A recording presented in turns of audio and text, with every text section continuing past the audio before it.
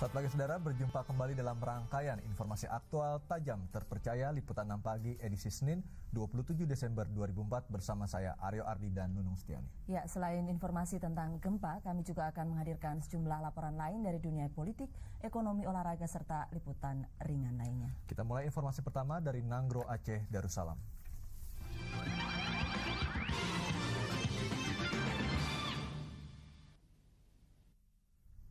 Gempa berkekuatan 6,8 skala Richter mengguncang kawasan Sumatera bagian utara dan Aceh. Pusat gempa terjadi di Molaboh, Aceh Barat, 149 km arah selatan. Hingga kini jumlah korban tewas di Provinsi Nanggro Aceh Darussalam mencapai ribuan orang hilang, sementara di Sumatera Utara dilaporkan puluhan orang tewas. Gempa terjadi sekitar pukul 7:58 menit kemarin dan sempat dirasakan di sejumlah wilayah seperti Sumatera Utara, Singapura, Malaysia, Vietnam hingga Thailand. Menurut koresponden Muhammadan, beberapa saat setelah gempa menyusul gelombang tsunami di Kabupaten Biren, Pidi, Aceh Utara, Lok Sumawe, dan Aceh Timur. Saat ini ratusan warga di Kabupaten Aceh Utara, Biren, dan Aceh Timur terpaksa mengungsi di beberapa tempat ibadah dan kantor pemerintah serta rumah sakit di kota Lok Sumawe. Di Aceh Utara dan Lok Sumawe, sejumlah ambulans tampak berdatangan ke Rumah Sakit Umum Cut Mutia dan Rumah Sakit Kesrem Lok Sumawe yang menjadi pusat untuk menampung korban tewas. Kerusakan sendiri banyak terjadi di sejumlah toko dan rumah penduduk.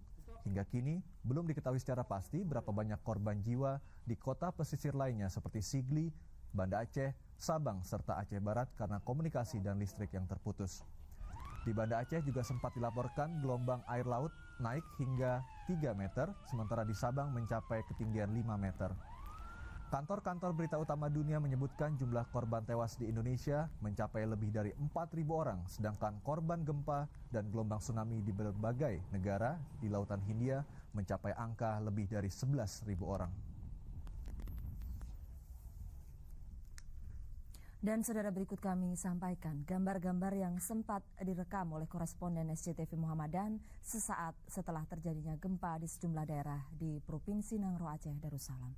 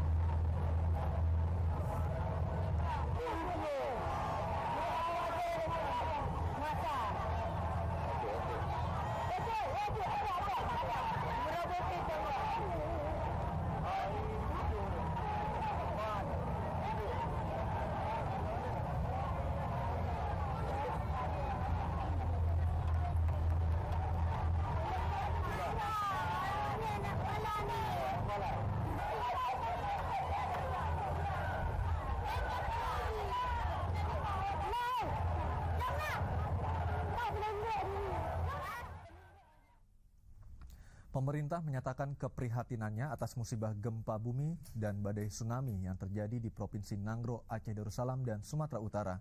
Musibah tersebut juga ditetapkan sebagai bencana nasional yang memerlukan penanganan secara serentak. Penjelasan pemerintah ini disampaikan Presiden Susilo Bambang Yudhoyono saat berkunjung ke Nabire, Papua hari Minggu kemarin. Kunjungan Presiden ini didampingi Menko Kesra, Menko Politik Hukum dan Keamanan, serta sejumlah menteri lainnya.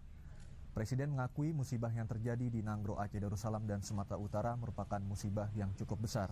Karena itu perlu penanganan yang serius dari seluruh pihak yang terkait. Presiden, saya begitu amat prihatin atas terjadinya musibah dan bencana alam ini. Saya memberikan instruksi kepada Wakil Presiden agar segera memobilisasi sumber daya yang sangat diperlukan untuk tindakan penyelamatan saudara-saudara kita di daerah bencana. Bantuan obat-obatan, bantuan makan, dan lain-lain yang merupakan langkah-langkah tanggap darurat, dan saya minta ini dikendalikan langsung oleh Bappenas PBB. Sementara itu, untuk kecepatan, saya juga sudah meminta Panglima TNI, Kapolri untuk mengambil langkah-langkah yang diperlukan sebagai wujud dari bakti sosial untuk melaksanakan operasi kemanusiaan, operasi tanggap darurat sebagaimana yang dilaksanakan oleh pihak yang lain. Sementara itu Bulog telah saya siagakan agar apabila diperlukan bisa juga memberikan bantuan makanan logistik, utamanya beras yang betul sangat diperlukan di daerah bencana itu. Sementara itu, Wakil Presiden Yusuf Kala tadi malam melangsungkan rapat kabinet darurat di kediamannya. Rapat tertutup yang dihadiri sejumlah menteri dan pejabat negara ini membahas tindakan pemerintah dalam membantu korban musibah yang terjadi di Provinsi Nangro, Aceh Darussalam. Rapat darurat yang dihadiri oleh sejumlah menteri ini hanya berlangsung sekitar 30 menit. Menurut Wakil Presiden, bencana yang telah menelan ribuan korban jiwa merupakan bencana nasional sehingga harus diatasi secara nasional.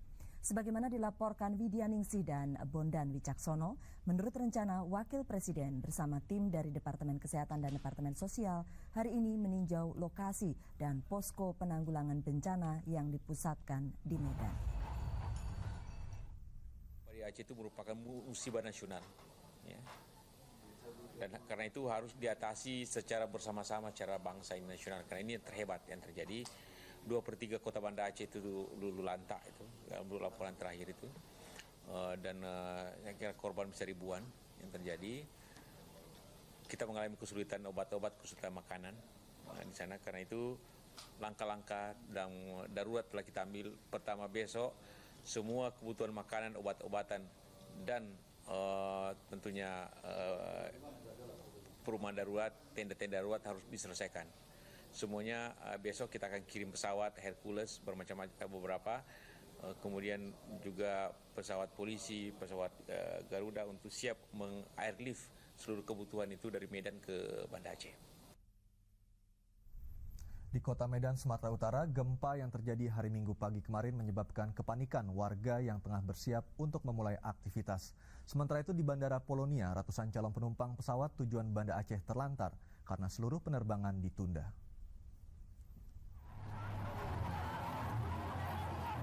Ratusan karyawan di sebuah pusat pertokoan ternama panik bergegas keluar gedung menyusul gempa yang mengguncang kota Medan, Sumatera Utara sekitar pukul 8 pagi kemarin.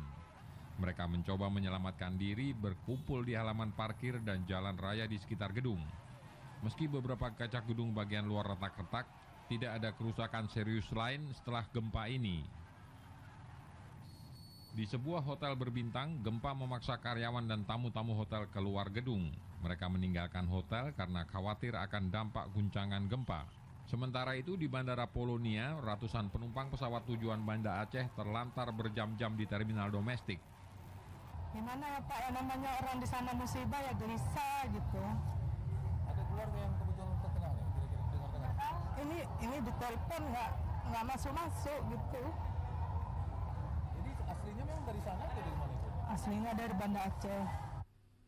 Maskapai penerbangan Garuda menyatakan penerbangan ke Banda Aceh ditunda karena Bandara Iskandar Muda tidak layak didarati pesawat. Mengetahui situasi itu, calon penumpang tujuan Aceh beralih menggunakan bus di Terminal Bus Aceh di Jalan Gajah Mada, Medan. Khairul Dharma dan Cu Arbianto melaporkan dari Medan, Sumatera Utara.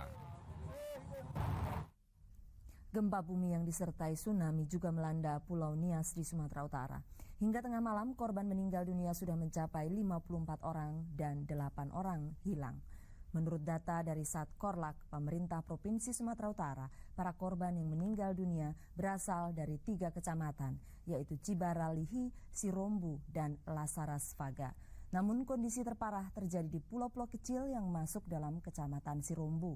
Dari 8 pulau kecil ini 5 pulau berpenduduk, yaitu Hinaku memiliki 6 desa, Imana 2 desa, Bugi 1 desa, Bawah 3 desa. Sedangkan Pulau Asu kini menjadi daerah pariwisata, diperkirakan dikunjungi cukup banyak turis. Kelima pulau ini berpenduduk sekitar 1.500 orang dan kini terisolasi. Jumlah korban dari kelima pulau ini belum diketahui.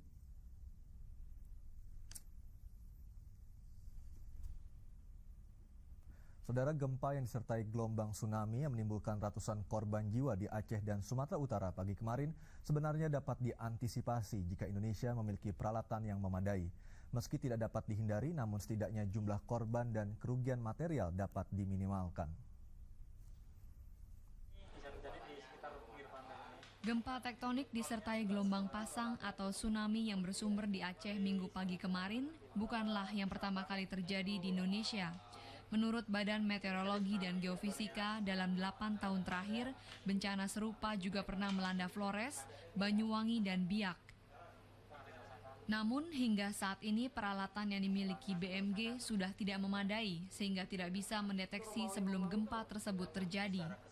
Tahun 2001, International Development Bank atau IDB juga pernah mengajukan penawaran bantuan kepada pihak BMG untuk mendanai peralatan yang lebih canggih.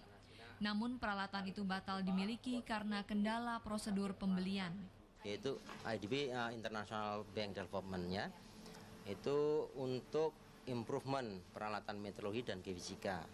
Tetapi nampaknya hingga sekarang ada kegagalan ya. Apabila peralatan pendeteksi gempa dimiliki BMG, lembaga ini dapat mendeteksi kemungkinan gempa hingga 10 hari sebelum bencana itu terjadi. Hal ini dapat meminimalisir jumlah korban akibat gempa. Grace Natali dan Agus Priyatno melaporkan dari Jakarta.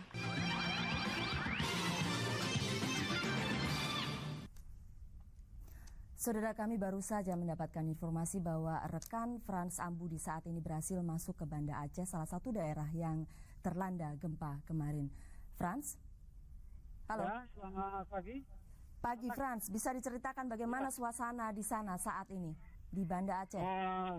Ya, saat ini cukup memprihatinkan ya Banda Aceh. Jadi begitu kami tiba di Banda Aceh sore kemarin, kami melihat langsung ratusan jenazah, baik anak-anak, ibu-ibu hingga orang tua, dievakuasi oleh tim SAR gabungan BNI dan masyarakat sekitar, mengevakuasi seluruh jenazah dari berbagai tempat di Banda Aceh.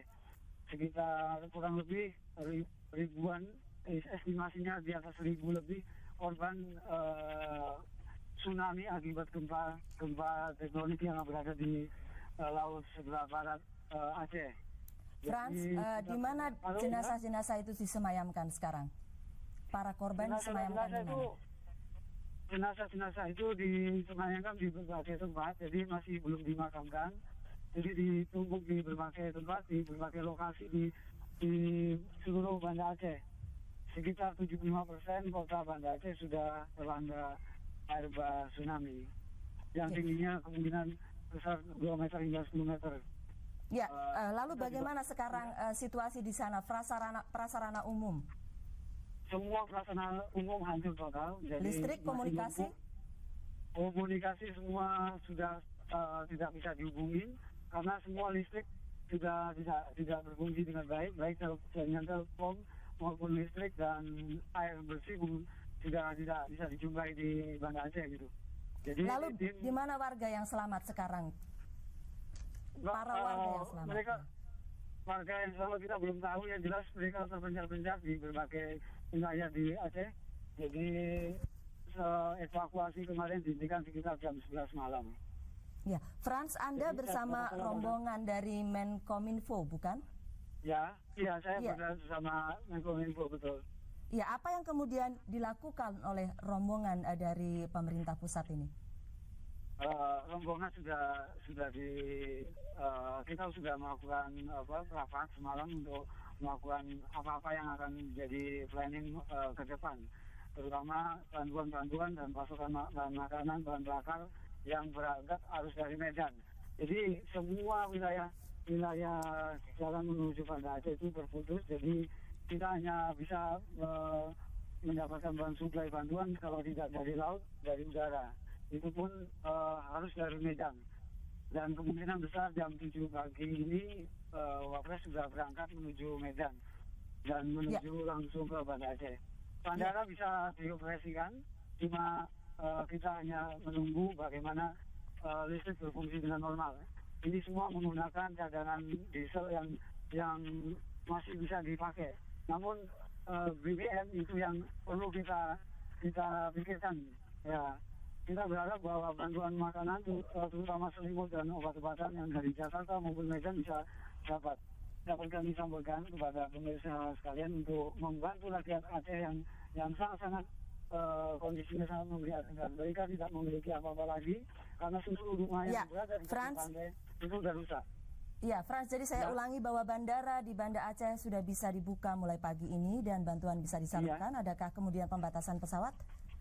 Iya, pesawat besar tidak bisa masuk atau hanya melalui helikopter saja? Bisa, jadi pesawat kita bisa landing kemarin setelah lumpur dibersihkan dari ujung runway. Jadi kemungkinan besar 3 Hercules yang akan mengangkut itu dimungkinkan pagi ini bisa nyampe ke Bandara Banda Aceh. Iya, baik. Frans Sambudi, terima kasih. Kami tunggu laporan Anda selanjutnya.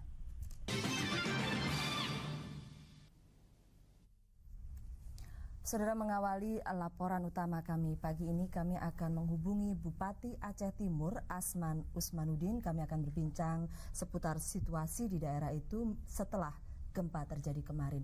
Pak Asman, selamat pagi. Selamat pagi, Mbak Nunung. Ya, bagaimana suasana di sekitar Bapak sekarang di daerah Bapak? Ya, suasana sekarang ini sudah terkendali, di mana masyarakat di 4 kecamatan yang mengalami musibah gempa ini sudah kita ungsikan ke tempat yang lebih aman. Di mana itu, Pak? Yang pertama di Kecamatan Simpang Ulim yang terkena musibah, masyarakat Desa Kuala diungsikan ke Desa Bantayan, Aluparang. Kemudian di Kecamatan Juluk diungsikan ke Masjid Juluk dan Masjid Juluk Cut dari Desa Nalung dan Desa Kuala Gelumpang. Kemudian Idicut diungsikan juga ke tempat ibadah di dekat Pasantren Darussaada, dan juga di Idi diungsikan ke 3 titik di depan kantor camat dan di Musala. Jumlah pengungsi seluruhnya di Aceh Timur 21.502 jiwa. Dan semuanya mereka sudah diungsikan ke tempat yang lebih aman. Dan korban mereka jiwa sekarang berada di tenda atau di rumah penduduk atau di aula? Berada di bawah tenda dan juga di aula dan juga di musala. Baik. Pasokan makanan dan kemudian obat-obatan di sana masih mencukupi, Bapak? Dan masih makanan baru kemarin kita drop beras 10 ton dan juga minyak goreng dan juga ikan asin dan juga Indomie, dan semuanya sudah kita drop ke titik-titik pengungsi ini. Sedangkan obat-obatan tetap kita gunakan obat-obatan yang masih ada di puskesmas, dan sekarang ini di puskesmas ada beberapa tempat puskesmas yang kemarin menerima titipan daripada pengungsi sekarang sudah sehat dan sudah kembali. Di daerah 4 kecamatan ini apakah prasarana umum listrik ataupun komunikasi bisa juga berjalan lancar? Listrik tidak ada pemadaman, kemudian telepon untuk kecamatan Simpang Ulim bisa berjalan, dan masuk di ID ini bisa berjalan, di Juluk juga bisa berjalan. Oke, Bapak sudah berkoordinasi dengan pemerintah pusat? Belum, dan saya ini berada di titik pengungsi. Di mana? Di Kecamatan ID Rayu. Oke, tidak ada pengungsi yang mengeluh kemudian sakit atau mungkin suasana tidak nyaman, pasti ya Pak ya. Tetapi ada yang sakit kemudian di sana? Ada, yang sakit juga masih ada, yaitu masyarakat yang sudah berusia lanjut. Barangkali karena kedinginan yang luar biasa, kemarin sudah dicoba dengan rumah sakit dan diupayakan untuk diberikan selimut dan obat-obatan sehingga menggigilnya dingin ini dapat teratasi. Iya, jadi dibutuhkan selimut ya Pak ya, lebih banyak selimut untuk menghindari serangan hawa dingin di malam hari terutama ya. Betul. Pak Asman, sejauh ini sudah dihitung jumlah korban di wilayah Bapak? Ya, jumlah korban yang sudah dievakuasi dan sudah dikebumikan di Kecamatan Simpang Ulim 27 orang, di Kecamatan Juluk 4 orang, dan di Kecamatan Darul Aman 1 orang. Sedangkan di Kecamatan ID Rayu tidak ada korban jiwa. 33 orang meninggal sejauh ini. Ada yang hilang, Pak? Yang hilang masih ada dan sedang dicari. Di Kecamatan Simpang Ulim menurut data terakhir tadi malam jam 11 masih ada 8 orang yang hilang yang belum didapat. Baik. Pak Asman, terima kasih sudah memberikan informasi kepada kami. Ya, sama-sama. Terima kasih. Bapak.